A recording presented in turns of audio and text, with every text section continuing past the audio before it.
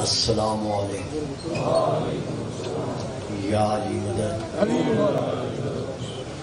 اعوذ باللہ من الشیطان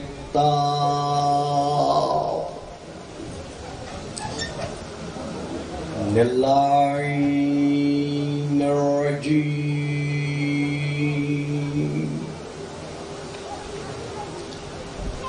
بسم اللہ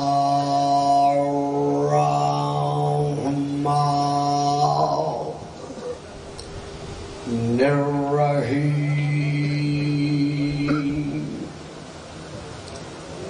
الحمد للہ الذی جعل لیلۃ القدر خیر من الف شہر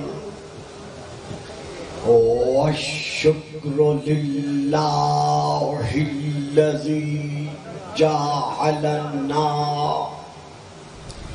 من اہل لیلۃ القدر والصلاة والسلام علی معدن فیوضات لیلۃ القدر محمد المبعوث صلوات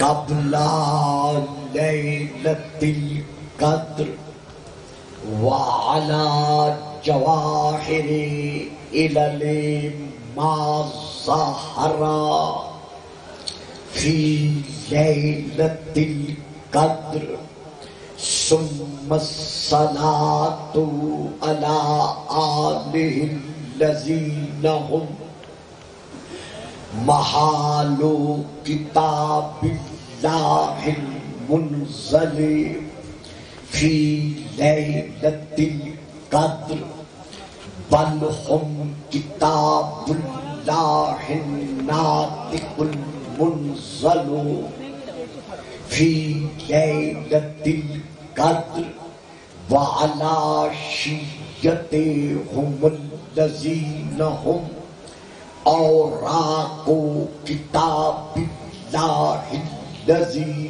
نزل فی لیلۃ القدر لاقتباسہم المعارف من مشکات لیلۃ القدر اما بعد فقد قال اللہ تبارک وتعالی الذی خالق لیلۃ القدر فی کتاب القدر فی بیوت اذن اللہ ان ترفع ویذکر فیہا اسمہ یسبح لہ فیہا بالغدو والآصال صلوات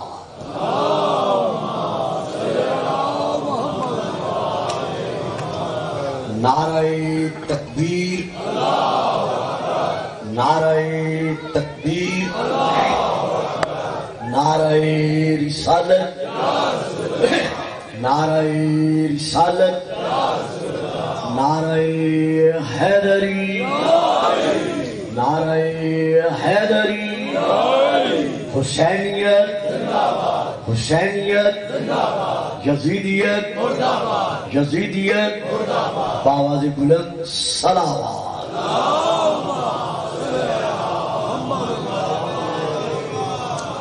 صاحبان علم و عرفان و ایمان و ایقان ارباب معرفت و محبت و مودت عاشقان رسول و آل رسول و عاشقان رسول میں نے اس وقت آپ کے سامنے بیٹا موبائل میں نہیں بیٹھنا نیچے کرو اسے، نیچے کرو، میری طرف توجہ رہے، موبائل سیٹ کر کے رکھ دو یا یہاں رکھ دو۔ میں نے اس وقت آپ کے سامنے سورہ نمبر 24 کی، سورہ النور کی آیت نمبر 36 کی تلاوت کا شرف حاصل کیا ہے۔ اس آیت مبارکہ میں اس فتبارک اللہ احسن الخالقین کے دعوے دار نے اپنی زبان بے زبانی کے ساتھ، مہربانی سلامتی ہو، اپنی زبان بے زبانی کے ساتھ بے گھر ہونے کے باوجود ایک گھر کی فضیلتوں کا قصیدہ پڑھا ہے۔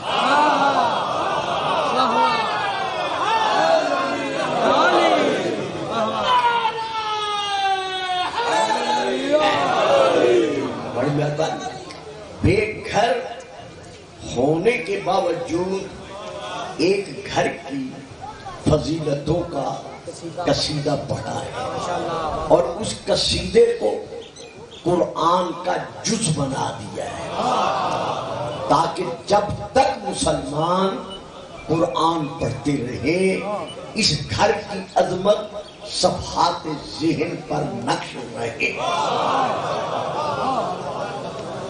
فی بیوت، بیٹا آپ توجہ نہیں فرما رہے، آپ ادھر آ جائیں، اس سائڈ پہ آ جائیں، شاباش۔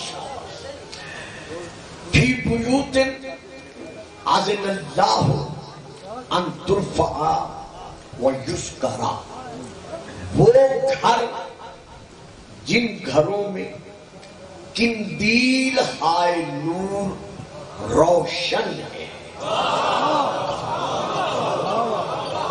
یعنی جن گھروں میں چراغ ہائے نورانیت منور رہے، ان گھروں کے متعلق اللہ حکم دیتا ہے کہ ان گھروں کو ہر حالت میں بلند رکھا جائے۔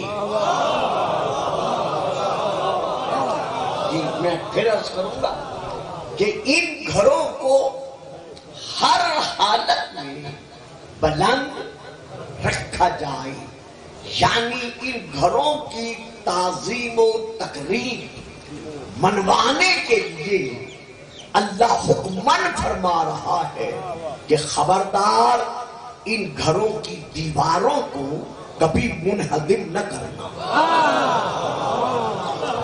صاحب بڑی مہربانی، میں فکرے میں بہت کچھ کہہ گیا، جو لے سکتے ہیں وہ میرا ذرا ساتھ دیں گے۔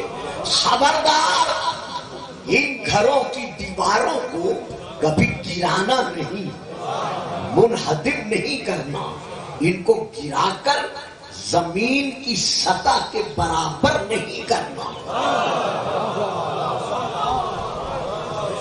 اگر کسی نے اپنے خود ساختہ عقائد کے سائے میں ان گھروں کی عظمتوں کو بھلا کر انہیں گرا کر زمین کی سطح کے برابر کر دیا تو پھر ماننا پڑے گا کہ وہ کل بھی قرآن کی مخالفت کر رہا تھا۔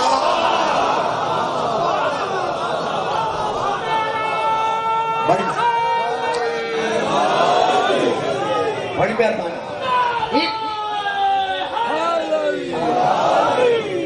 ان گھروں کو ہر حالت میں بلند رکھنا ہے، اور ان گھروں کی عظمتیں کیا ہیں کہ یہ وہ گھر ہیں کہ صبح و شام ان گھروں میں اللہ کا ذکر جاری و ساری رہتا ہے، اور خدا کی تسبیح صبح شام ان گھروں میں پڑھی جا رہی ہے۔ تو جن گھروں کی عظمتوں کا قصیدہ قرآن خود سنا رہا ہے، تمام تر صاحبان اسلام کے مفسرین اور خطباء و علماء پر تقریباً میرے نزدیک یہ ضروری ہے کہ اس نئی نسل کی نوجوانوں پر اس حقیقت کو واضح فرمائیں کہ وہ کون سے گھر ہیں۔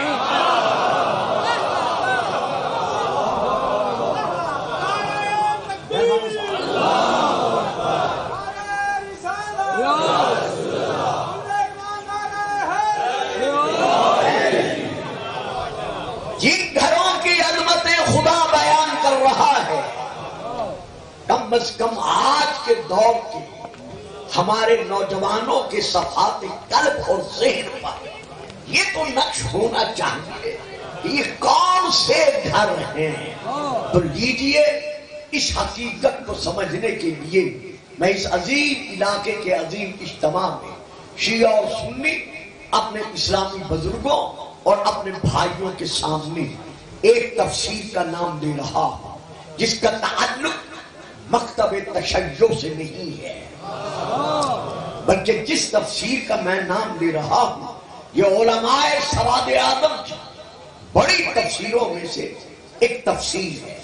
تفسیر کا نام ہے تفسیر در منصور، جلد نمبر 5، صفحہ نمبر 50، مطبوعہ بیروت لبنان، حضرت علامہ جلال الدین سیوطی کی لکھی ہوئی، اندر کا کاغذ پیلے رنگ کا اخباری کاغذ، باہر کی جلد میرون کلر کی رقیق چمڑے والی جلد۔ میں وہاں سے لے کے پڑھ رہا ہوں۔ دوسری تفسیر کا نام تفسیر سالبی، جلد نمبر 7۔ تیسری تفسیر کا نام تفسیر آلوسی، جلد نمبر 18۔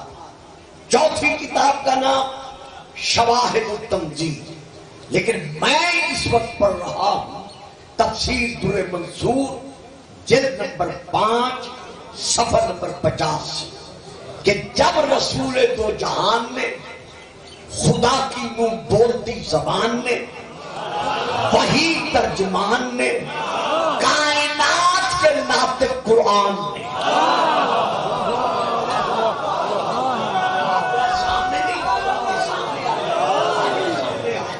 آ جائیے سامنے، درود پڑھیے گا، صلوات آ جائیں گے سامنے۔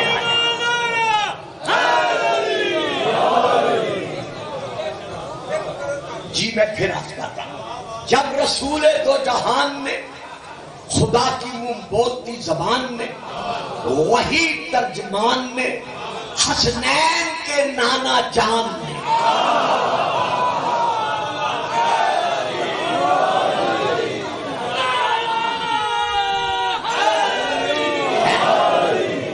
مسجد نبوی میں بیٹھ کر اپنے پیارے پیارے اصحاب کرام رضوان اللہ علیہم اجمعین کے جھرمٹ میں بیٹھ کر آپ نے اس آیت کو تلاوت فرمایا، یعنی اس آیت کو پڑھا، فی بیوت اذن اللہ ان ترفع فقام الیہ رجل۔ تو رسول سے یہ آیت سن کر ایک صحابی رضی اللہ تعالی عنہ اٹھ کر کھڑے ہوئے اور رسول پاک کی قدموں کی زیارت سے اپنی عبادت کا حصہ وصول کرتے ہوئے انہوں نے رسول کی بارگاہ میں عرض کیا، ایو بیوت ہذہی یا رسول اللہ، اے اللہ کے رسول جن گھروں کو گرانا نہیں ہے، ہر حالت میں بلند رکھنا ہے، یہ تو فرما دیجئے کہ ان گھروں سے مراد کون سے گھر ہیں۔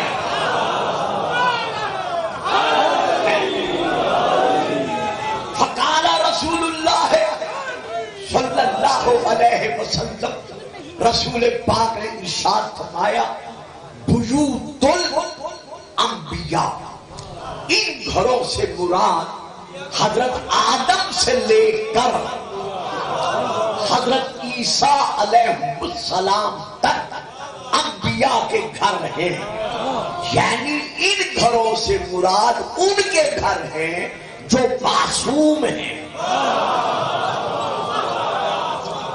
دیکھیے میں فکرہ دے گیا، آپ میں سے 90% خاموش رہے بلکہ 95%. ان گھروں سے مراد ان کے گھر ہیں جو معصوم ہیں. تو ان گھروں سے مراد انبیاء کے گھر ہیں. آپ کا اتنا فرمانا تھا کہ آپ کا یہ ارشاد سن کر فقام الیہ ابو بکر رضی اللہ تعالی عنہ، حضرت ابو بکر صحابہ میں سے ایک بزرگ صحابی حضرت ابو بکر رضی اللہ تعالی عنہ اٹھ کر کھڑے ہوئے اور رسول کی طرف دیکھ کر کہا کہ یا رسول اللہ، حاضر بیت من حاضر بیت علی و فاطمہ.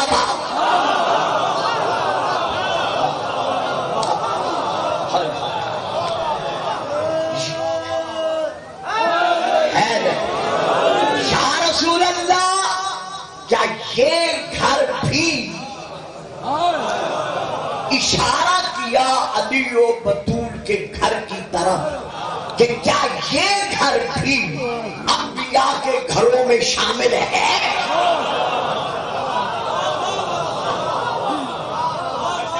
اللہ اکبر. دیکھیے میں اس فرمان کو پورا کرنے سے پہلے ذرا یہی رک رہا ہوں جو آپ چپ کر رہے ہیں. آپ عرض کرتے ہیں یا رسول اللہ، کیا علی و بطول کا گھر بھی انبیاء کے گھروں میں شامل ہے؟ مدینے میں اکیلا علی و بطول کا گھر تو نہیں تھا.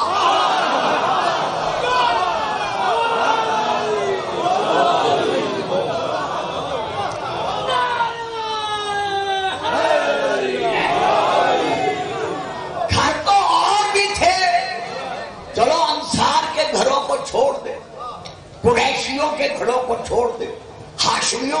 رسول پاک کے چچا عباس بن عبد المطلب کا گھر تھا رضی اللہ تعالی عنہما کا. ان کے 6 بیٹوں کے گھر تھے. حضرت علی علیہ السلام کے بڑے بھائی حضرت عقیل علیہ السلام کا گھر تھا. حضرت جعفر طیار کا گھر تھا. باقی ہاشمیوں کے گھر تھے، لیکن انہوں نے کسی ہاشمی کے گھر کی طرف اشارہ نہیں کیا، حتیٰ کہ خود ان کا اپنا گھر تھا.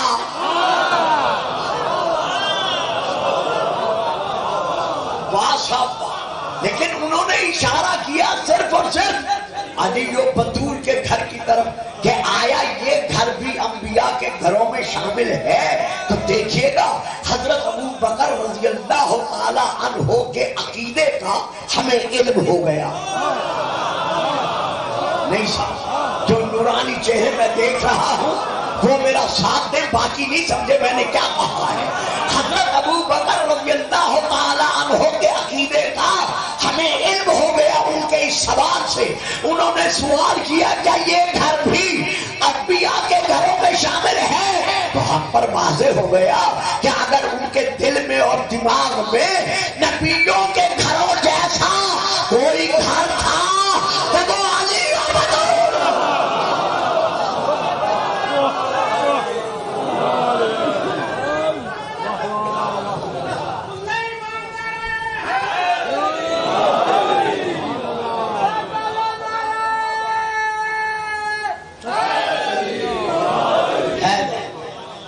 کیا یہ گھر بھی انبیاء کے گھروں میں شامل ہے؟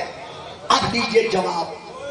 یوں سمجھے تفسیر آپ کے سامنے ہے جو آپ خود مطالعہ فرما رہے ہیں.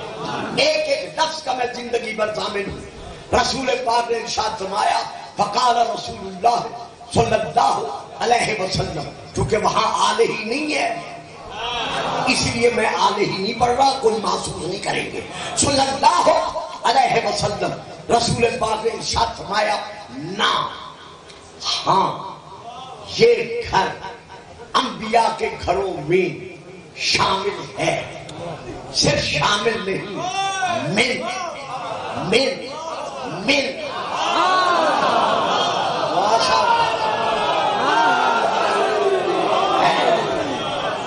تفسیر میں من ایک مرتبہ ہے، میں نے مبدت کے سائے میں 3 مرتبہ پڑھا ہے. آپ معاف کیجئے گا، آپ نعرہ پھر لگوا لیں، میں پھر آگے شروع کرتا ہوں.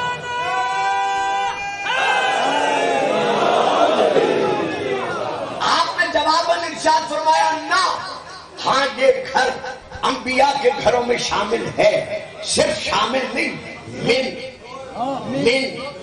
من افاضلہا، یہ گھر نبیوں کے گھروں سے افضل ہے۔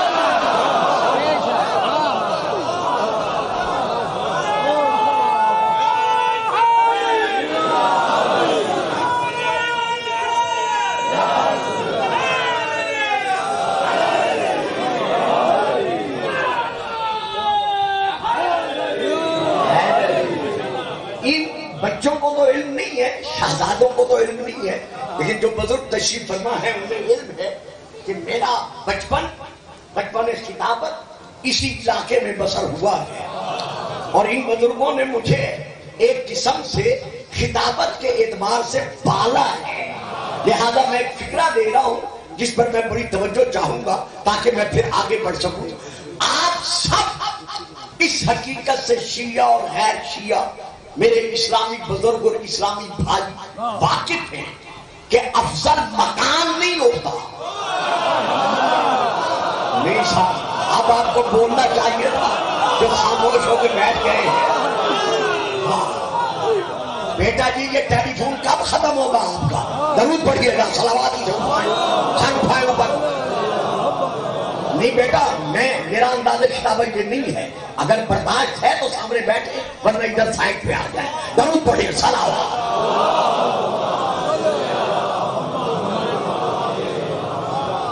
آپ سب اس حقیقت سے بخوبی آگاہ ہے، واقف ہے کہ ہمیشہ مکان افضل نہیں ہوتا، مکین افضل ہوتے ہیں۔ گھر افضل نہیں ہوتا، گھر والے افضل ہوتے ہیں۔ بیت افضل نہیں ہوتا، اہل البیت افضل ہوتے ہیں۔ تو اب اس گھر میں کون ہے؟ علی ایک، سیدہ دو، حسن تین، حسین چار۔ گویا کائنات کا رسول یہ منوا رہا ہے کہ یہ انبیاء سے افضل ہے۔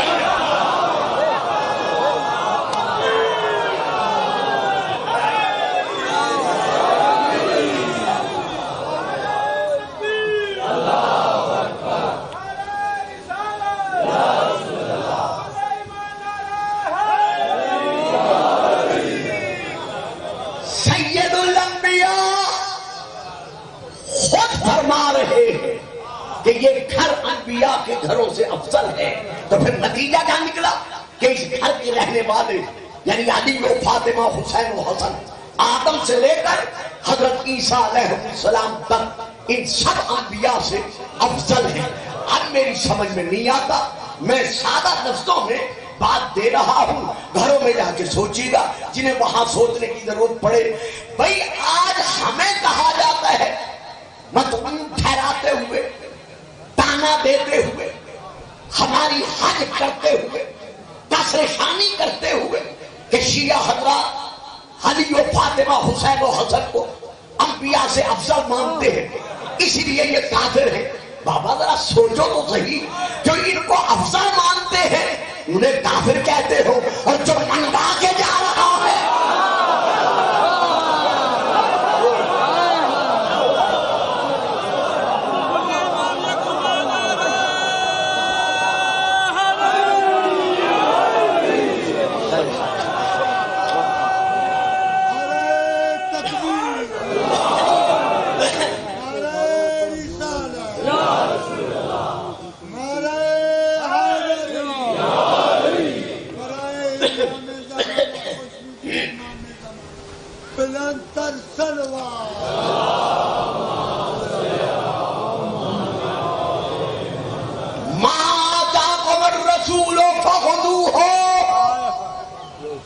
وما نہاکم عنہ فانتہوا، جو رسول دے وہ لو، اور جس سے رسول روکے اس سے روکا۔ تو رسول منوا رہے ہیں کہ یہ آدم سے لے کر حضرت عیسیٰ تک ہر ایک نبی سے افضل ہے۔ اب پھر میں ایک بات دے رہا ہوں، چونکہ مجھے صرف 1 گھنٹہ خطاب کرنا ہے، میں چاہتا ہوں کہ وقت ضائع نہ ہونے پائے، میں صرف ایک بات یہاں دے کے پھر آگے بڑھنا چاہتا ہوں کہ جن کے متعلق رسول کا فیصلہ ہے کہ یہ ان کی نسبت مفضول ہے، جب ان میں سے ہر ایک کے نام کے ساتھ علیہ السلام لکھنا اور پڑھنا عبادت ہے۔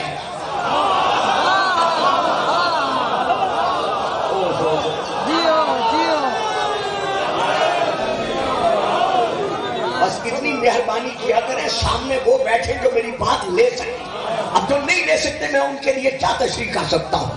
یعنی رسول فیصلہ سنا رہے ہیں کہ علی و فاطمہ حسین و حسن آدم سے لے کر عیسیٰ تک ان انبیاء سے افضل ہے، تو جو مفضول ہے جب ان انبیاء کے ناموں کے ساتھ علیہ السلام لکھنا اور پڑھنا عبادت ہے، تو جو افضل ہے ان کے ناموں کے ساتھ علیہ السلام لکھنا۔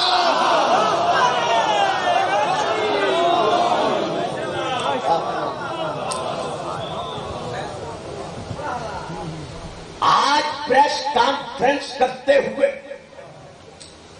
اسلام آباد کی سرزمین پہ بیٹھ کر یہ بیان جاری کرتے ہو کہ رسول خاتم المعصومین نے ان کے علاوہ کسی اور کو علیہ السلام لکھا اور پڑھا نہیں جا سکتا، چونکہ انبیاء معصوم ہیں، ان کے نام کے ساتھ ہم علیہ السلام لکھ بھی سکتے ہیں اور پڑھ بھی سکتے ہیں۔ رسول پر عصمت ختم ہو گئی ہے، لہذا رسول کے بعد کسی کے نام کے ساتھ علیہ السلام لکھنے کی اور پڑھنے کی اجازت نہیں ہے۔ اور پھر تشریح کرتے ہو کہ حضرت علی ان کے نام کے ساتھ علیہ السلام لکھنے کی اجازت نہیں ہے، کیونکہ علیہ السلام صرف اور صرف معصوم کے نام کے ساتھ لکھا اور پڑھا جاتا ہے۔ حضور آپ کا فرمان سر آنکھوں پر، ہم آپ کے فرمان کو رد نہیں کرتے، لیکن آپ کے فرمان کے مقابلہ میں ہم قرآن کو کیسے چھوڑ دیں؟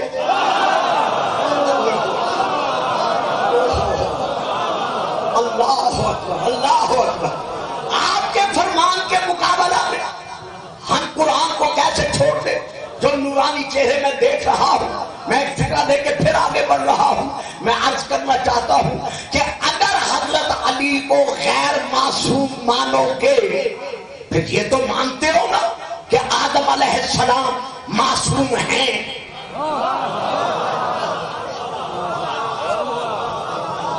نہیں، میں جلدی نہیں کروں گا، میں پھر پڑھوں گا، پھر پڑھوں گا، پھر پڑھوں گا۔ آج کہتے ہو پریس کانفرنس میں کہ علی معصوم نہیں ہے، لہذا ان کے نام کے ساتھ علیہ السلام نہیں لکھ سکتے۔ بیٹا بڑی پیاری بات دے رہا ہوں، لیکن دو لفظوں میں دوں گا، تشریح نہیں کروں گا۔ ان کے نام کے ساتھ علیہ السلام نہیں لکھ سکتے، علیہ السلام صرف اور صرف معصوم کے نام کے ساتھ لکھ سکتے ہیں اور پڑھ سکتے ہیں۔ تو آج میں یہ گزارش کر رہا ہوں کہ حضرت آدم علیہ السلام کے معصوم ہونے میں تو شک نہیں ہے نا، وہ تو معصوم ہے۔ اگر علی کو غیر معصوم مانو گے تو پھر بتانا پڑے گا کہ جب جناب آدم نے اپنی معذرت قبول کروانے کے لیے اللہ کی بارگاہ میں وسیلہ پیش کیا تھا تو اس میں علی کا نام ہے یا نہیں؟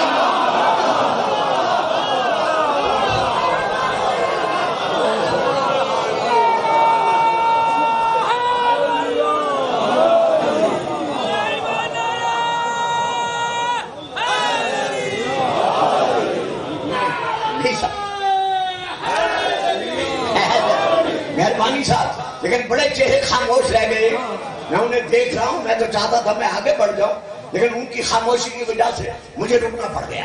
فَتَلَقَّى آدَمُ مِن رَبِّهِ بِکَلِمَاتٍ فَتَابَ عَلَيْهِ، جناب آدم نے اپنے رب سے چند کلمات کی معرفت کا علم حاصل کیا تھا، اور جب ان سے ترک اولا ہوا تو روتے رہے، گریا کرتے رہے، لیکن گریا کرتے کرتے ایک مقام ایسا بھی آیا کہ ان کو جبرائیل کے یاد دلانے پر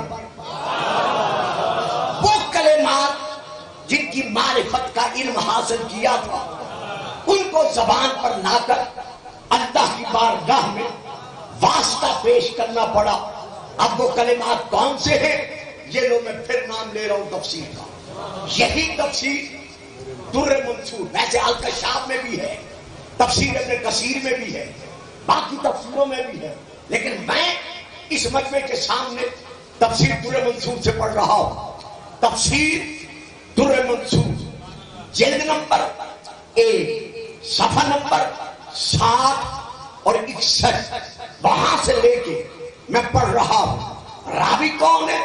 حضرت عبداللہ بن عباس رضی اللہ تعالی عنہما والحسن والحسین اللہ تبتا علیہ. یا اللہ جب میں تیری بارگاہ میں محمد علی فاطمہ حسین و حسن کا واسطہ دے رہا ہوں تو پھر میری معذرت کو قبول کیوں نہیں کرتا؟ فتابہ علیہ. آدم نے اللہ کی بارگاہ میں جن کلمات کا ذکر کرتے ہوئے واسطہ پیش کیا تھا ان کلمات سے مراد کون ہے؟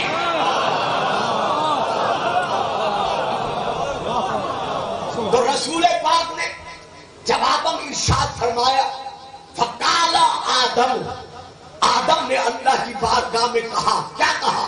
اللہم انی اسألک بحق محمد وعلی وفاطمہ والحسن والحسین اللہ تبتا علیہ. یا اللہ جب میں تیری بارگاہ میں محمد علی فاطمہ حسین و حسن کا واسطہ دے رہا ہوں تو پھر میری معذرت کو قبول کیوں نہیں کرتا؟ فتابہ علیہ. ادھر اللہ کی بارگاہ میں واسطہ دیا اور ادھر اللہ نے اس کی معذرت کو قبول کر لیا. تو اب گلفام پوچھنے کا حق رکھتا ہے کہ اگر علی معصوم نہیں ہے تو پھر ایک معصوم غیر معصوم کا واسطہ کیسے دے؟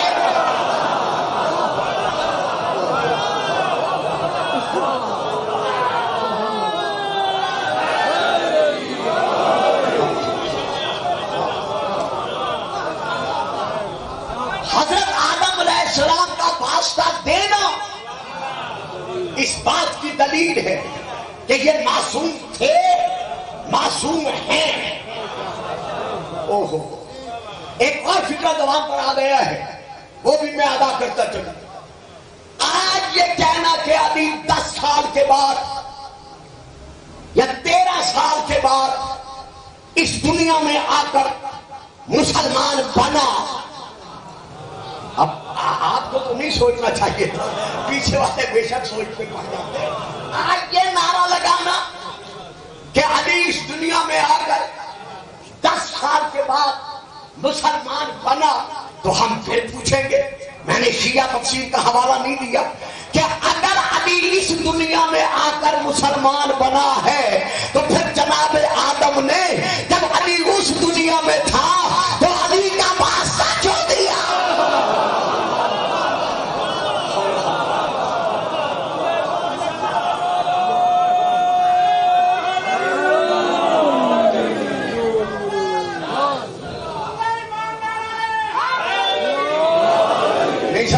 تھکا نعرہ نہیں چاہیے.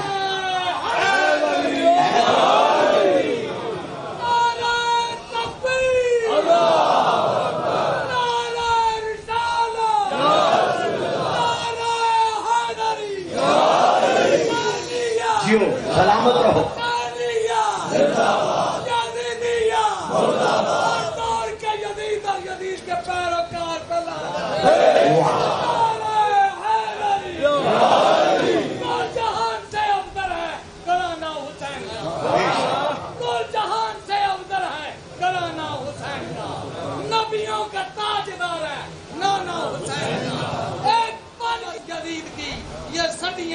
یہ زمانہ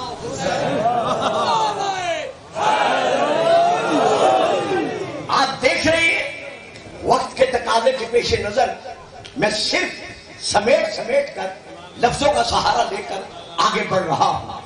اگر کوئی یہ کہتا ہے کہ علی و فاطمہ حسین و حسن معصوم نہیں ہے اور ان کے ناموں کے ساتھ علیہ السلام لکھنا اور کہنا نہیں چاہیے, تو ہم پھر پوچھتے ہیں کہ آؤ تاریخ طبری اٹھاؤ، آؤ تاریخ کامل اٹھاؤ، آؤ تاریخ باقدی اٹھاؤ، آؤ تاریخ مدینہ تو دمشق اٹھاؤ، آؤ باقی تاریخیں اٹھاؤ کہ رسول پاک نے مسجد کے اندر جن جن کے دروازے کھلتے تھے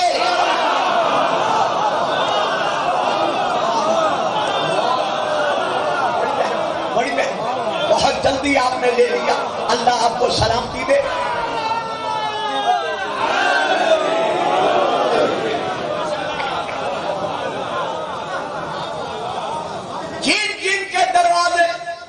مسجد کے اندر کھلتے تھے رسول نے سب کے دروازے بند کرا دیے۔ اب میں کیا کروں؟ جو زبانیں بند رکھ کر بیٹھتے ہیں ان کے لیے تو میں کچھ نہیں کر سکتا تھا۔ رسول نے سب کے دروازے مسجد کے اندر بند کرا دیے اور ایک دروازہ کھلا رکھا۔ جب زبانیں کھلی اور رسول تک آواز پہنچی، دیکھا آپ چپ کر جاتے، مجھے افسوس ہوتا ہے کیونکہ میرا ایک اب اپنا ماحول بن چکا ہے۔ جب زبانیں کھلی اور رسول تک آواز پہنچی تو بارے سے ممبر، پھر ممبر کی زینت بنے۔ سب کو سامنے بٹھا کر کہا کیا کہتے ہو؟ کسی نے کہہ دیا کہ یا رسول اللہ آپ نے ہمارے دروازے بند کرا دیے اور علی کا دروازہ کھلا رکھا۔ فرمایا یہی تو تمہاری غلط فہمی ہے، میں نے کب دروازے کرائے؟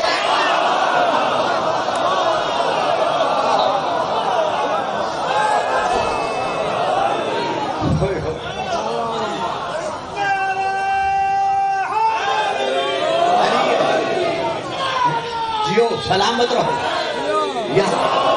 یہی تو تمہاری غلط فہمی ہے، میں نے دروازے کب بند کرائے ہیں؟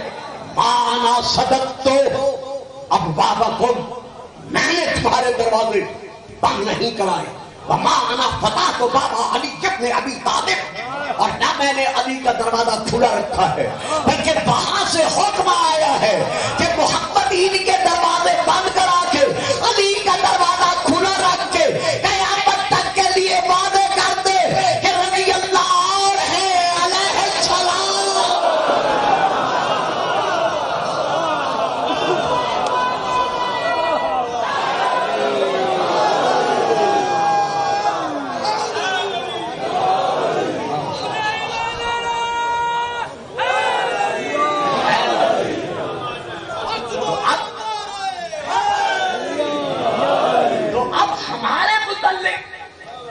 نئی نسل کو ہم سے دور رکھنے کی خاطر کہ یہ کسی طرح شیعہ کے قریب نہ جائیں، ان کی مجالس کی زینت نہ بنے، ان کی محافل میں نہ جائیں، ان تک شیعہ خطبہ کی آواز نہ پہنچے۔ حالانکہ ہم تو 1400 سال سے کہہ رہے ہیں کہ کل مومن اخوۃ، تمام مسلمان آپس میں بھائی بھائی ہیں، عشق رسول کے پرچم کے سائے میں ہم سب شیعہ سنی عاشقان رسول کل بھی ایک تھے اور آج بھی ایک ہے۔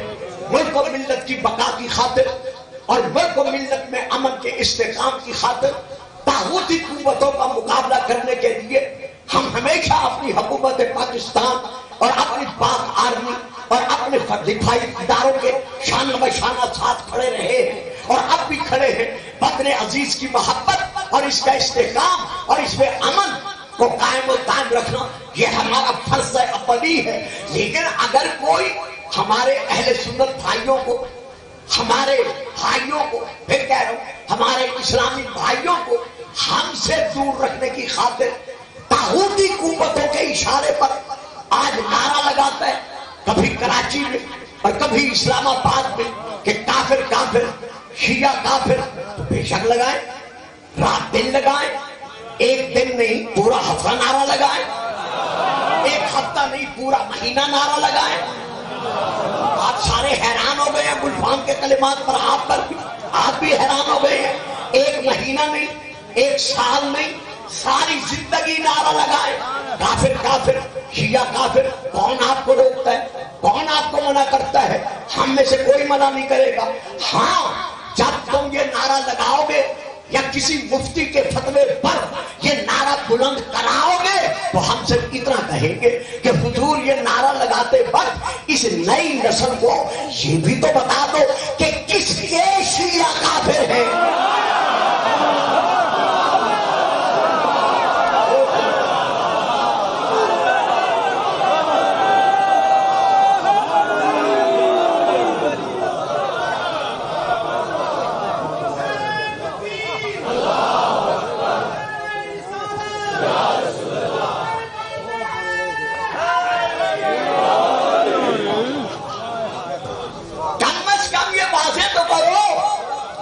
کہ کس کے شیعہ کافر ہیں، کیونکہ ہم شیعہ اور بریلوی بھائی صدیوں سے یہ کہہ رہے ہیں کہ ہم محمد و آل محمد کے گھرانے کے کل بھی شیعہ تھے اور آج بھی شیعہ ہیں.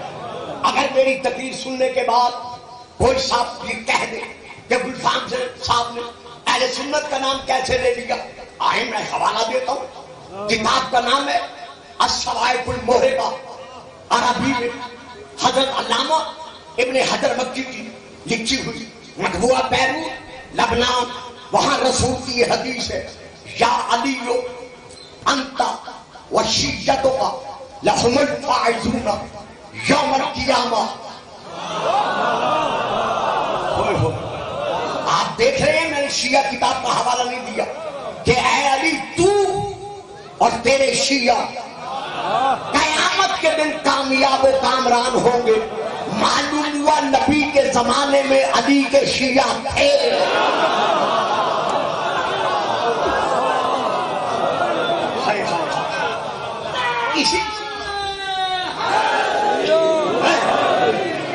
اسی لیے تو رسول فرما رہے ہیں کہ اے علی تو اور تیرے شیعہ قیامت کے دن کامیاب اور کامران ہوں گے.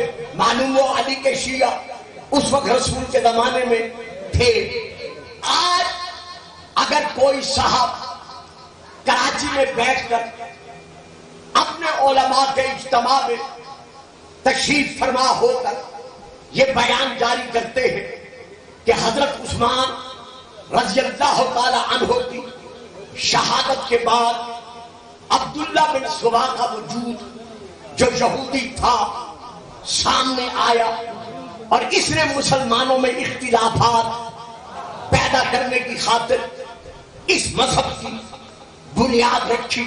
میں وہ فکر نہیں دہرا رہا چونکہ میں نہیں چاہتا کہ میں کوئی ایسا لفظ ادا کروں جو کسی کے لیے رنجیدگی کا سبب بن سکے. اس لیے میں نے ان کے کلمات کو انتہائی ادب کے پردے میں لپیٹ کر بیان کیا ہے. میں ان علامہ صاحب کی خدمت میں اس علاقے کے عظیم اجتماع کے وسیلے سے اور اس تیار ہونے والے کیسٹ کے وسیلے سے یہ عرض کرنا چاہتا ہوں کہ آپ خود اقرار کر رہے ہیں کہ عبداللہ بن سبا یہودی وجود میں آیا. حضرت عثمان رضی اللہ تعالی عنہ کی شہادت کے بعد تو رسول تو اپنے زمانے میں کہہ رہے ہیں کہ یا علی تو اور تیرے شیعہ.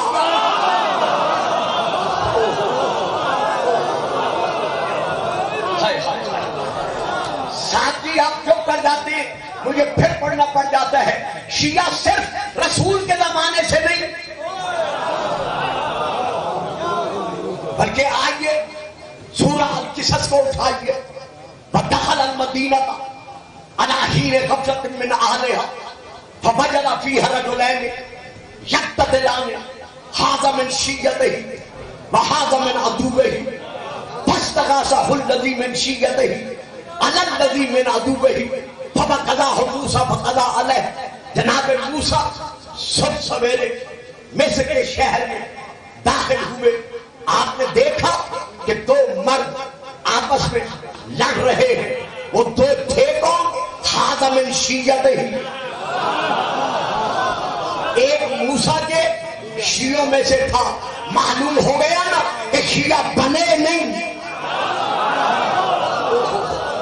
میں نے اس پہ بولنا نہیں ہے، کرنا ہے.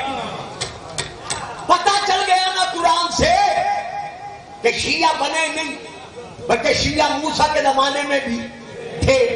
اور وہ جو شیعہ پٹ رہا تھا موسیٰ کا، مار کھا رہا تھا، مشکل میں تھا، جیسے اس نے اس کو دیکھا جس کا شیعہ تھا، یعنی جناب موسیٰ کو دیکھا تو اس نے کیا کیا؟ فاستغاثہ الذی من شیعتہ علی الذی من عدوہ، اس نے اس کو مدد کے لیے پکارا جس کا شیعہ تھا۔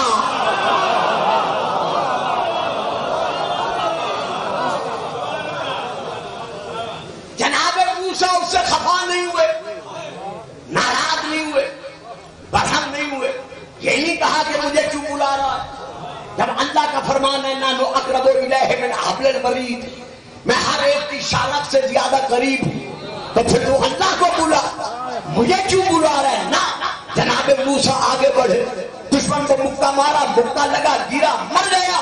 جناب موسیٰ نے اپنے شیعہ کی مدد کر کے یہ ثابت کر دیا کہ جو جس کا شیعہ ہوتا ہے وہ مشکل کشائی کے لیے اسے بلا۔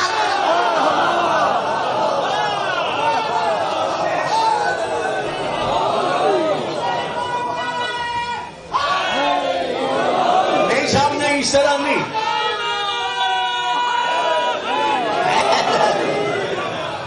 یہاں انتظار کیا جاتا ہے چند فکروں کا جو میں دینے کا عادی نہیں ہوں۔ بہرحال میں یہاں پھر ایک اور آیت پڑھ رہا ہوں کہ حضرت موسیٰ علیہ السلام کے زمانے میں شیعہ تھے، صرف اس زمانے میں نہیں تھے بلکہ اور آگے بڑھے۔ وَإِنَّ مِن شِيَّتِهِ لَإِبْرَاهِيمَ، ابراہیم اس کے شیعوں میں سے ایک شیعہ تھا۔ تو پتہ چل گیا نا کہ حضرت ابراہیم کے زمانے میں شیعہ تھے، صرف ان کے زمانے میں نہیں تھے بلکہ ان میں سے ایک شیعہ تھا۔ تو جناب ابراہیم کس کے شیعہ تھے؟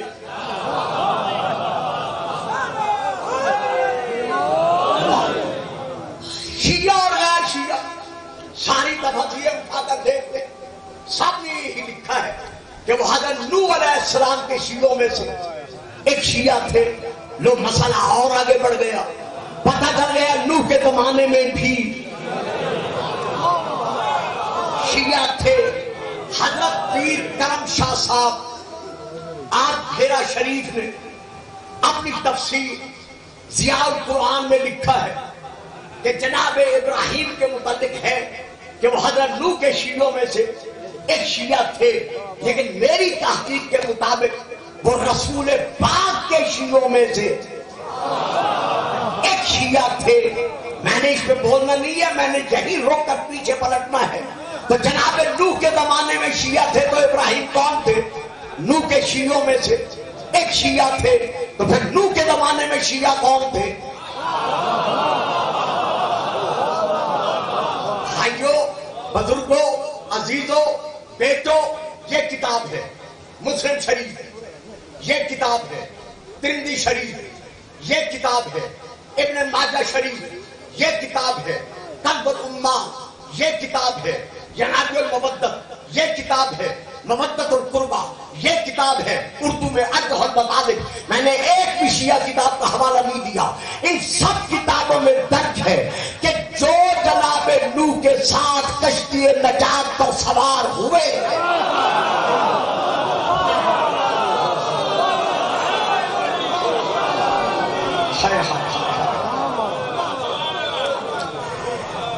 جو جناب نوح کے ساتھ کشتی نجات پر سوار ہو گئے وہ سب کے سب کون تھے؟ نجات پانے والے تھے۔ یعنی سب کون تھے؟ یعنی کے بعد فکرہ میرا ہے، وہاں نہیں ہے کہ وہ سب کے سب جناب نوح کے کیا تھے؟ شیعہ تھے۔ تو اب شیعہ کون ہوئے جناب نوح کے زمانے میں؟ جو اپنے زمانے کے نبی کی کشتی نجات سے تمسک پا گئے، جو اپنے زمانے کے نبی کی کشتی نجات سے تمسک پا گئے، وہ کیا کہلوائے؟ اپنے زمانے کے نبی کے شیعہ۔ تو اب ہمارے نبی کے زمانے کی کشتی نجات کون سی ہے؟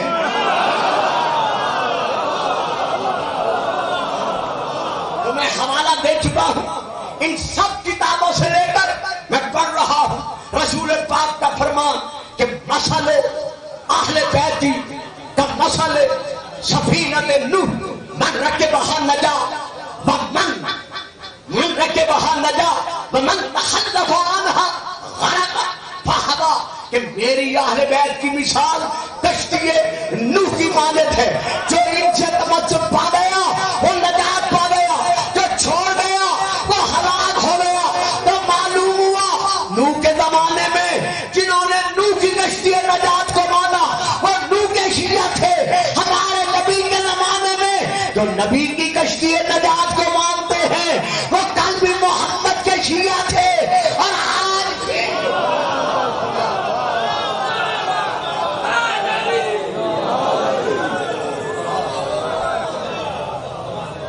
اب میں آ رہا ہوں اس فکر میں. اچھا جی، جو تھک گیا وہ نعرہ نہ لگائے، باقی مل کے نعرہ لگائیں. نعرہ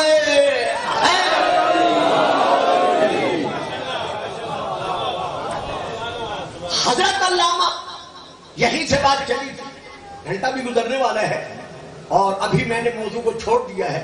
حضرت علامہ ابن حجر مکی یہ لکھ کر کہ یا علی انت وشیعتک لہم الفائزون یوم القیامہ، نیچے لکھتے ہیں کہ یہ شیعہ ہم اہل السنہ،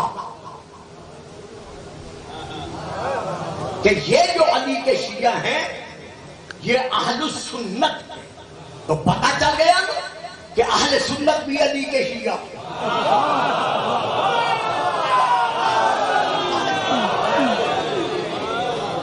اس کتاب سے واضح ہو گیا نا کہ اہل سنت بھی علی کے شیعہ اور ہم بھی الحمد کے شیعہ. اب آپ کہتے ہیں کافر کافر، شیعہ کافر، تو آپ وضاحت تو کریں کہ کس کے شیعہ کافر ہیں.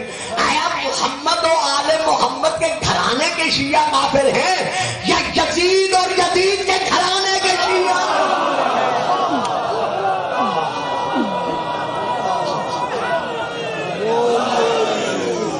اب میں حوالے دے کر بات کو ختم کرنا چاہتا ہوں، آگے بڑھانا نہیں چاہتا، بہت کچھ چاہتا تھا. ایک درود پڑھے، میں حوالہ دے کے بات ختم کروں. سلام.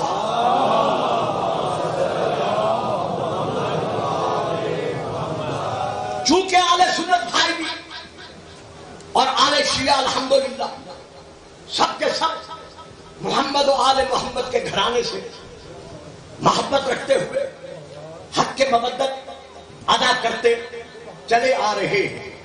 آپ کا یہ کہنا کہ علی و فاطمہ، حسین و حسن کو جو بھی علیہ السلام کہتا ہے یا لکھتا ہے وہ نہیں لکھ سکتا کیونکہ وہ معصوم نہیں ہے، اس لیے نہیں لکھنا چاہیے. ایک یہ دیکھیے، یہ میرے ہاتھ میں صحیح بخاری شریف کا ٹائٹل ہے، انگلش ترجمہ.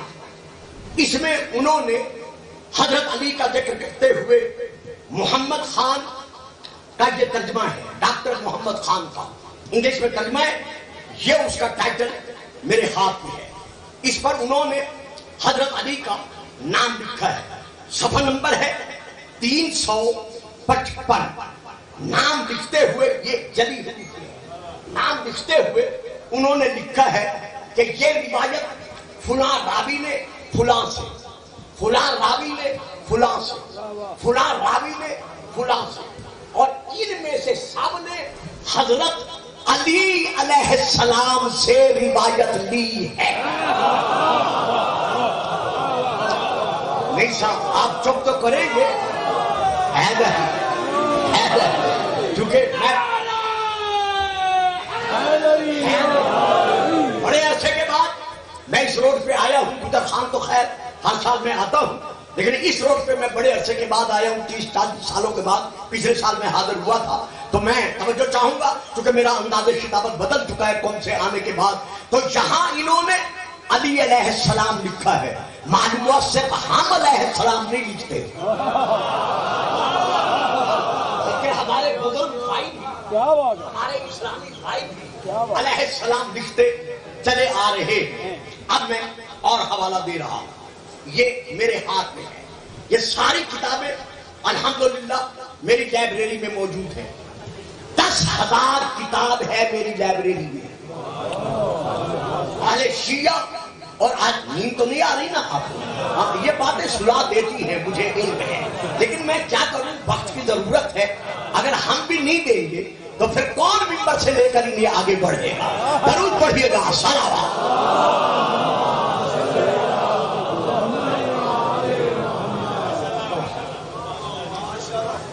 یہ پھر میں کتاب کا حوالہ دے رہا ہوں. کتاب کا نام ہے سنن ترمذی شریف.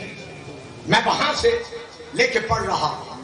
جلد نمبر ہے 1 عربی میں. یہ پھر میں دکھا رہا ہوں.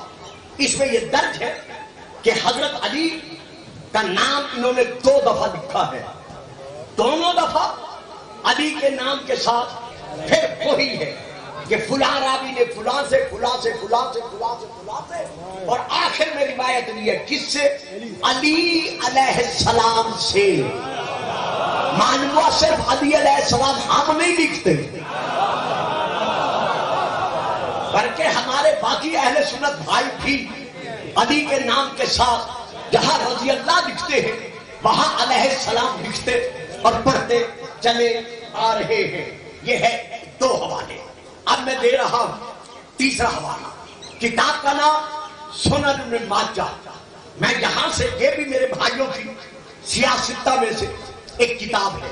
جلد نمبر 1 صفحہ نمبر 86 86 یہاں سے لے کر میں پڑھ رہا ہوں. اس میں بھی یہی درج ہے کہ پیچھے سے آ رہا ہے کہ من کنت مولا ہو فہذا علی بن مولا کی حدیث جو ہے فلاں نے فلاں سے فلاں نے فلاں سے، ایک یہ میرے ہاتھ میں ہے، فلاں نے فلاں سے روایت کی ہے. اور ان سب نے علی سے روایت کی ہے کہ کیا تم نے میدان غدیر میں نہیں سنا تھا جو رسول نے میرے حق میں کہا تھا کہ من کنت مولا ہو فہذا.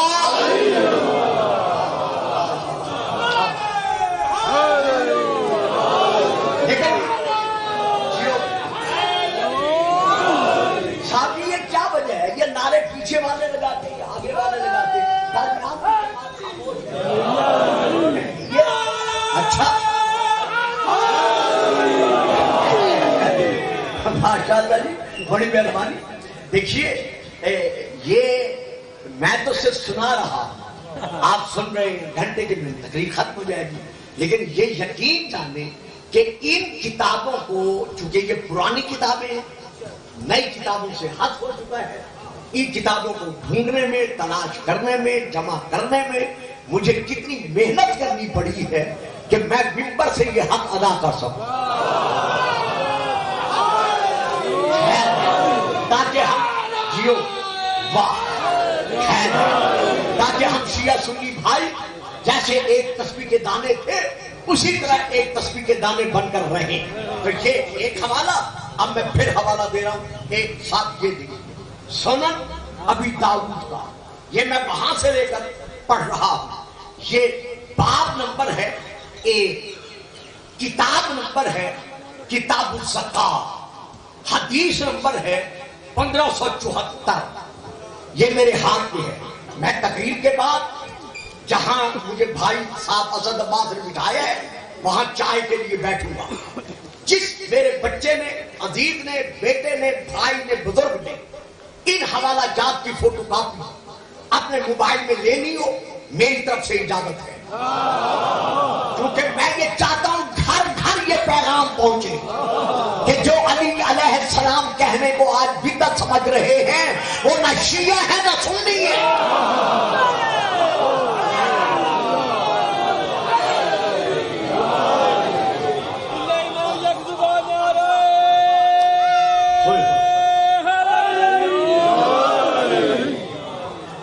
تو یہ کتاب کا نام ہے سنن ابی داؤد، صفحہ حدیث نمبر 1574.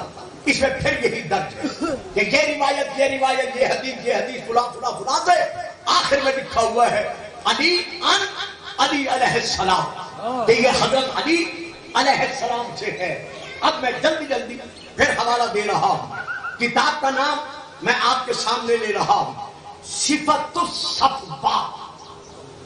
میں نام پھر لیتا ہوں، جو موبائل میں لے رہے ہیں وہ تسلی سے اس پر مکمل طور پر حوالہ موبائل میں لے سکے.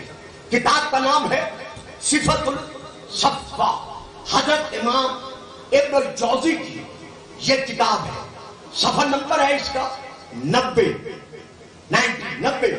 عربی میں یہ اس میں لکھتے ہیں، یہ میں نے انڈر لائن کیا ہوا ہے، وقت ہوتا تو میں ساری عبارت پڑھتا، لیکن اب میرے پاس وقت نہیں ہے تو اس لیے میں ساری عبارت نہیں پڑھ رہا. کبھی تقدیر پھر لائی تو انشاءاللہ دیکھوں گا اگر یہ چہرے نظر آئے. تو ان میں یہ لکھتے ہیں کہ فلاں نے روایت کی ہے فلاں بی بی سے، فلاں نے روایت کی ہے فلاں بی بی سے، فلاں نے روایت کی ہے فلاں بی بی سے. ان سب بیویوں نے روایت کی ہے ان فاطمہ علیہ السلام.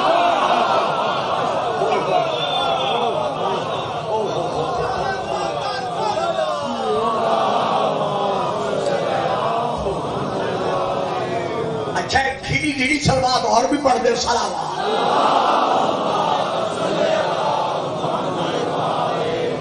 انہوں نے روایت کی ہے ان فاطمہ علیہ السلام. تو اب انہوں نے جناب سیدہ بطول عذرا سلام اللہ علیہ کے نام کے ساتھ کیا لکھا ہے؟ علیہ السلام. اب دیکھتے جائیے گا، آپ سوئے نہیں، میں 2 حوالے اور دے کے ختم کر رہا ہوں. اب میں پھر حوالہ دے رہا ہوں. یہ کتاب کا نام ہے مرعۃ المناجی. مرعۃ المناجی اردو ترجمہ و شرح مشکات المصابیح، جلد نمبر 8. حکیم الامت حضرت مولانا مفتی احمد یار خان نعیمی کا یہ ترجمہ، اور یہ ہے ان کی کتاب. اس کے ٹائٹل کا یہ فوٹو کاپی صفحے کی میرے ہاتھ میں ہے.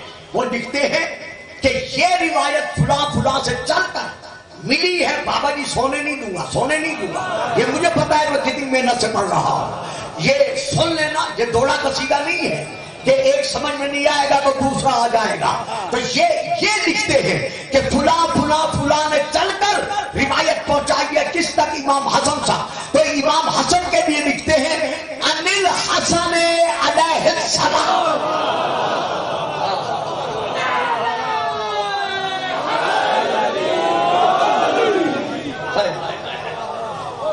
کہ یہ روایت حضرت امام حسن علیہ السلام سے ہے. بس آخری حوالہ دے رہا ہوں اور بات یہاں روک رہا ہوں. کتاب کا نام ہے مجمع الزوائد و منبع الفوائد. حضرت علامہ دہلوی انہوں نے لکھا ہے حضرت امام حسین علیہ السلام کے متعلق کہ یہ میرے ہاتھ میں ہے. باب باندھا ہے انہوں نے امام حسین کے فضائل کا. تو اوپر جو انہوں نے سرخی دی ہے وہ ہے مناقب الحسین ابن علی علیہ السلام.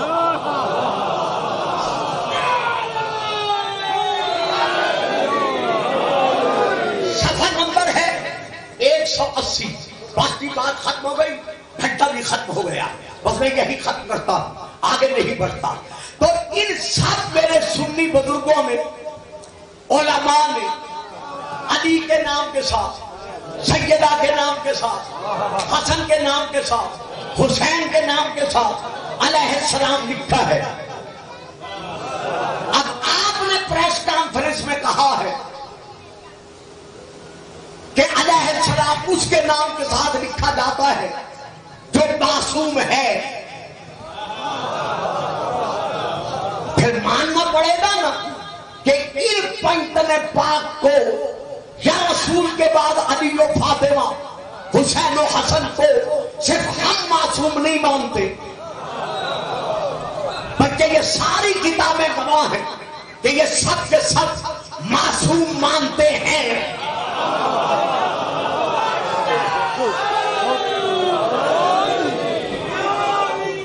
جب ثابت ہو گیا کہ اہل شیعہ بھی اور اہل سنت بھی رسول کے ساتھ ساتھ علی کو معصوم مانتے ہیں، تو اب رہ گیا آپ کا ایک سوال کہ آپ علی کو حضرت آدم سے لے کر حضرت عیسیٰ تک ان نبیوں سے افضل کیوں مانتے ہیں؟ ہم نہیں مانتے. یہ ہے کتاب شواہد التنزیل اور یہ ہے باقی کتابیں. اردو میں دیکھ رہی ہو تو ارجح المطالب، عربی میں دیکھ رہی ہو تو مناقب ابن معاذ علی شافعی اور باقی بہت ساری کتابیں. رسول کا فرمان من ارادہ الى آدم فی علمہ وإلى نوح فی فامہ وإلى ابراہیم فی خلتہ وإلى یعقوب فی حضرہ وإلى یوسف فی جمالہ وإلى موسیٰ فی حیبتہ وإلى عیسیٰ فی زہدہ. جو شخص یہ چاہتا ہے آدم کو اس کے علم میں، نوح کو اس کے فہم میں، حدیث کو اس کی خلت میں، ایوب کو اس کے صبر میں، یعقوب کو اس کے حضر میں، یوسف کو اس کے جمال میں، موسیٰ کو اس کی حیبت میں، عیسیٰ کو اس کے ذات میں اگر دیکھنا چاہتا ہے فَلْيَنْظُرْ، بس اسے چاہیے دیکھے. کسے دیکھے؟ إِلَىٰ وَجْهِ عَلِيِّ ابْنِ أَبِي.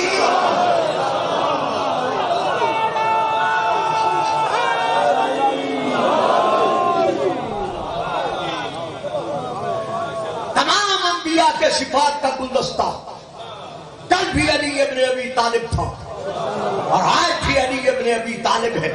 تو جن میں ایک ایک صفت ہے، جب وہ علیہ السلام ہے، واہ صاحب واہ صاحب،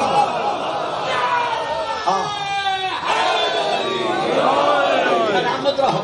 جنہیں ماں نے ناد علی پڑھ کے دودھ پلایا ہوا ہے، مل کے نعرہ.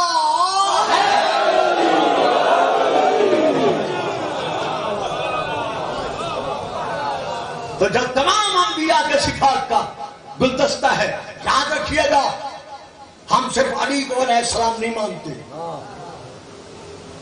ہم صرف حسنین شریفین کو علیہ السلام نہیں مانتے، ہم رسول کے بعد علی سے لے کر صرف 12 ہادی تک ان کو علیہ السلام نہیں مانتے، بلکہ جن جن دعاؤں میں ان معصوموں نے جس جس کے نام سلام بھیجا ہے،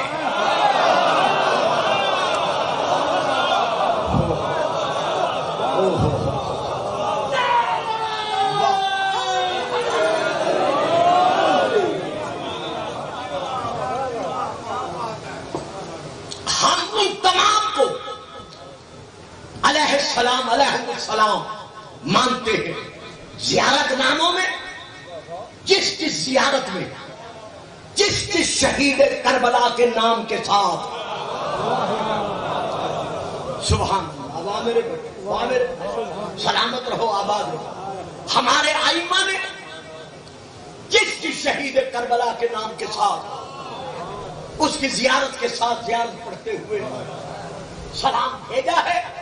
ہمارا ایمان ہے کہ وہ کل بھی علیہ السلام تھے اور آج بھی علیہ السلام ہے. اب مصائب کا اتنا وقت نہیں رہا، میں 5-7 منٹ آپ کے مصائب میں لوں گا تاکہ میرے نوجوان ماتمی بھائی اس عزاداری کی عبادت کو منزل معراج تک پہنچا سکے. میں ان کا زیادہ وقت لینا نہیں چاہتا. کربلا کے میدان میں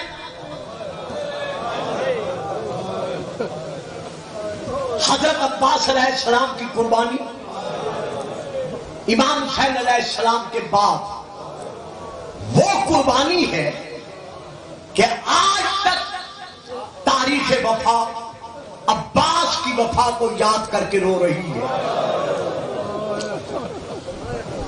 ہائے وہ وقت قیامت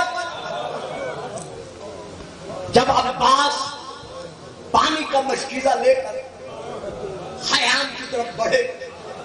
کوشش یہی تھی کہ کسی طرح کی پیاسوں تک پہنچ جائے، لیکن حکم بن طفیل نے ایک کھجور کے درخت کے پیچھے چھپ کر آپ کے دائیں بازو پر تلوار کا وار کیا. تلوار کا لگنا تھا، بازو شہید ہوا. آپ نے مسکرا کر کہا اکبر کا صدقہ لیا. مرحبا مرحبا مرحبا. کٹے ہوئے بازو کے ساتھ آپ نے علم سنبھالا، مشکیزہ سنبھلا ہوا تھا. بائیں ہاتھ کے ساتھ تلوار چلانا شروع کی. ایک اور ظالم نے وار کیا، بایاں بازو بھی جب شہید ہو گیا مسکرا کر کہا علی اصغر کا صدقہ لیا. سواری سے پکار کر کہا اتنی جلدی چل کہ کسی طرح میں پیاسوں تک پانی پہنچا سکوں. چونکہ دونوں بازو شہید ہو چکے تھے، اب ابن سعد نے اعلان کر کے کہا شامیوں کوفیوں جس نے علی سے بدلہ لینا ہو علی کے بیٹے عباس سے بدلہ لے لو. اس کے بازو سلامت نہیں ہے, یہ اپنا دفاع نہیں کر سکتا. عزاداری کا یہ علاقہ ہے, بلکہ عزاداری کا یہ مرکزی مقام ہے. یہ پورا علاقہ میں مکتب کی کتابوں کے حوالے دے کر ایک بات کر رہا ہوں کہ کیسے اس نے کہا جس نے بدلہ لینا ہو لے لو. 4000 کمانوں میں سے 4000 تیر.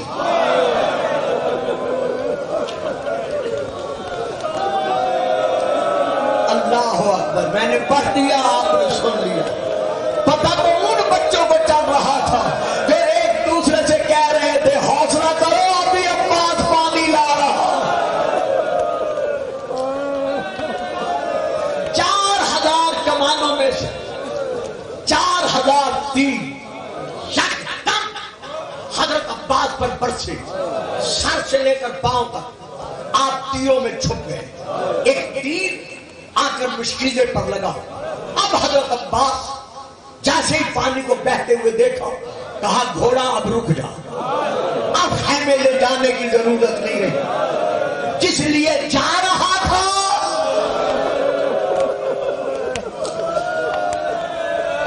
سبحان اللہ سبحان اللہ سبحان اللہ. وہ پیاسوں کا پانی زمین پر بہ گیا. ادھر عباس رکے. اب میرے بزرگ میرے بھائی مجھے معاف رکھیں کیونکہ میں آپ کے مزاج سماج سے مسائل کے حوالے سے ناواقف ہوں, مجھے معاف کر دینا.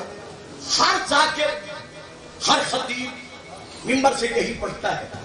تم شریف جانے سے پہلے میں بھی یہی پڑھتا تھا کہ عباس کی ایک آنکھ میں تیر تھا ایک آنکھ میں خون تھا. لیکن نہیں, عربی کتابوں میں یہ درج ہے اور میں حوالہ دے کے اب بات کر رہا ہوں. الدمۃ الثاقبہ عربی میں اس میں یہ درج ہے کہ جب 4000 کمانوں میں سے 4000 تیر نکلے تو عباس کی دونوں آنکھوں میں 7 تیر لگے.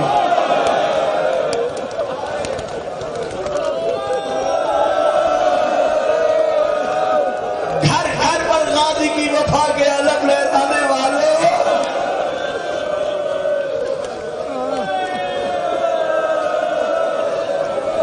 غازی مولا کی آنکھوں میں 7 تیر لگے. تیروں کا لگنا تھا چونکہ تیروں سے آنکھیں بند ہوئی. عباس نے سر جھکائے یوں گھٹنوں کی طرح کہ گھٹنوں میں سر دے کر گھٹنوں کے زور سے کسی طرح میں تیر نکالوں. ادھر سر جھکایا, ادھر ایک ظالم نے آپ کے سر پر گرز مارا. اتنے زور سے گرز لگا کہ درمیان سے سر پھٹ گیا, دماغ نکل کر شانوں پر گرا. ابھی آپ سر کو سنبھال رہے تھے کہ ایک ظالم نے کمر میں نیزہ مارا. اب عباس زین پر نہیں سنبھلے, نیزہ کھا کر منہ کے بل جناب عباس گھوڑے سے زمین پر آئے. اب حضرت عباس خود فرماتے ہیں کہ اے خطیبوں, اے وائزوں, اے ذاکروں, جب بھی میری شہادت پڑھا کرو تو میری سب سے بڑی مصیبت مومنوں کو سنایا کرو. ان سے پوچھا کرو کہ جب کوئی سوار اپنی سواری سے زمین پر گرتا ہے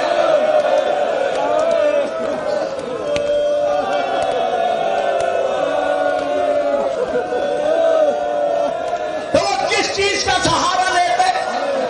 اپنے ہاتھوں کا بازو کا. میرے تو بازو نہیں تھے, میں نے کس کا سہارا لیا؟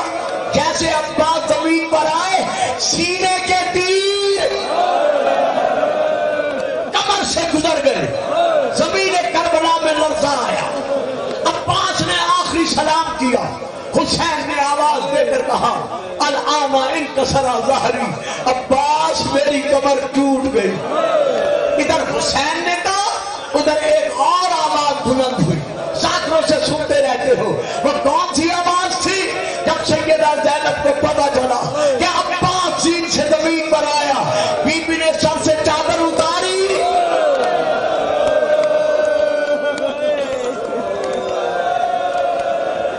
اللہ اکبر اللہ اکبر اللہ اکبر. بس آنکھوں میں تصور لاؤ میں ختم کروں.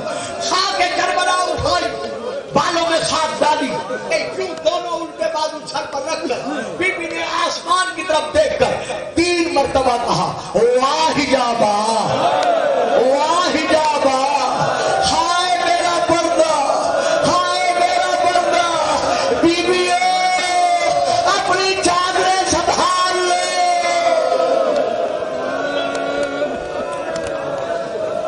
جس کے سہارے وعدہ کیا تھا وہ بازو کٹا کر زمین پر آیا. بس حسین چلے, عباس تک پہنچے, تڑپ کے عباس کو سہارا دیا, سر اٹھایا, گودی میں رکھا, آنکھوں سے تیر نکالے, چہرے کو خون سے صاف کیا, جھکے. عباس نے لبوں کو جنبش دی. آواز آ رہی تھی مولا بابا نے مجھے مانگا تھا تیری غلامی کے لیے.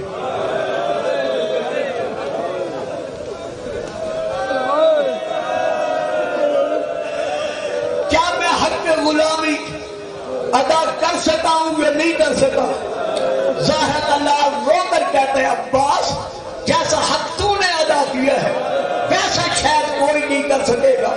عباس تو نے جو پوچھا میں نے جواب دیا, اب کچھ میں کہنا چاہتا ہوں. مولا حکم فرمایا عباس یہ تیرا مقام وفا ہے. ساری زندگی بھائی ہونے کے باوجود اپنے آپ کو میرا غلام کہواتا رہا ہے. آج بطول کا بیٹا چاہتا ہے اپنی زبان سے مجھے بھائی کہہ. جب کہا نا مجھے بھائی کہہ, غازی کے غم میں رونے والوں, عباس طرف کر کہتا ہے مولا میں کوئی بطول کا بیٹا ہوں.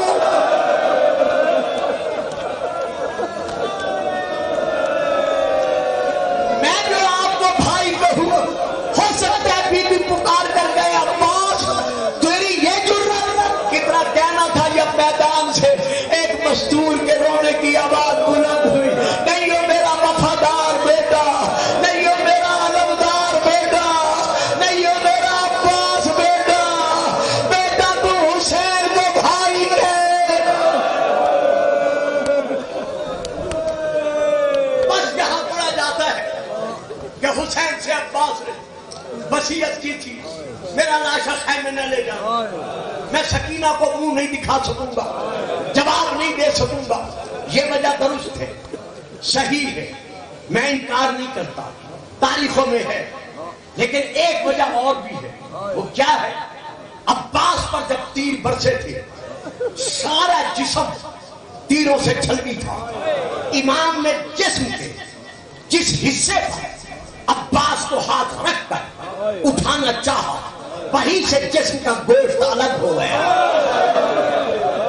آخر زہرا کے لال کو عباس زمین پر رکھنا پڑا. اب یہاں پر بزرگ علماء جس زمانے سے میں نے شروع کیا ہے اس وقت کے علماء سے میں نے یہ سنا تھا کہ عباس نے تڑپ کر کہا مولا میرا لاشا یہی رہنے دو. ہاں اگر ممکن ہو سکے تو میں آپ کا غلام ہوں, میرا لاشا بجائے خیمے لے جانے کے عمر ابن سعد کو دے دیے. حسین کہتے ہیں کیوں عباس, میں تیرا لاشا عمر ابن سعد کو کیوں دوں؟ کہا مولا بابا نے مانگا تھا تیری غلامی کے لیے, اللہ جانے میں نے کتنی غلامی کا حق ادا کیا ہے. میرا لاشا عمر ابن سعد کو دے کر کہنا. عباس کہہ رہا تھا جتنے